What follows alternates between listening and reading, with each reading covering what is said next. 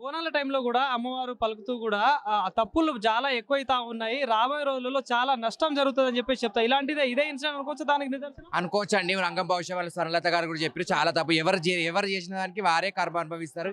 ఎవరైతే ఆమె రూపాన్ని అడ్డుకుంటారో రక్తం కక్కుకొని చేస్తారని కూడా చెప్పిందండి. ఖచ్చితంగా 101% అది జరిగి తీరుతుందండి. ప్రభుత్వానికి ఏం చెప్తారంటే ఇట్లా కనీసం దీనిపై స్పందిస్తలేదు ప్రభుత్వం గూడా. ప్రభుత్వం స్పందించాలి. ఎందుకంటే ప్రభుత్వం ఉంది ప్రజల కోసం. ఏకంగా ఈ భారతదేశంలో ఉంది 80% హిందువులే, మిగతా 20% అదర్ వాళ్ళు ఉన్నారు. ఈ 80% హిందూ కోసం మేము ఏమి నగలు నాట్యాలు బంగారం ఏంటి ఏమడతలేదు. ఆమె కొంచెం నీడ ఆమె విగ్రహం తెచ్చి ఆమె ప్రతిష్టాపన చేసి ప్రాణప్రతిష్ఠ చేసి ఆమెకు అనేది ఒక పూజలు అనేది జరిపించి ఆమెకు ధూపదీప నైవేద్యం ఉంటే అంతే చాలండి. మా కోట్లు మేడలు మిద్దలు ఏమొద్దు. అమ్మవారిని యథాస్థితిలో స్థాపించి గుడి కట్టడం మాకు కావాలండి. అంటే ఇక్కడ పరిస్థితి చూస్తుంటే ఏది మళ్ళీ గుడి మళ్ళీ ప్రారంభమయ్యే ఛాన్స్ కనిపిస్తుంది. ప్రారంభమయ్యే ఛాన్స్ 1% కూడా లేదు. కానీ మేము మాత్రం మా కంఠంలో ప్రారంభం గుడి కట్టేంత వరకు మాత్రం మేము విరమించుకోమండి. ఖచ్చితంగా గుడి కట్టే వరకు మేము పోరాడతాం. మేము గ్యాస్ మోసుకొని తలగబెట్టుకొని కూడా రెడీ అయినాం ఇక్కడ.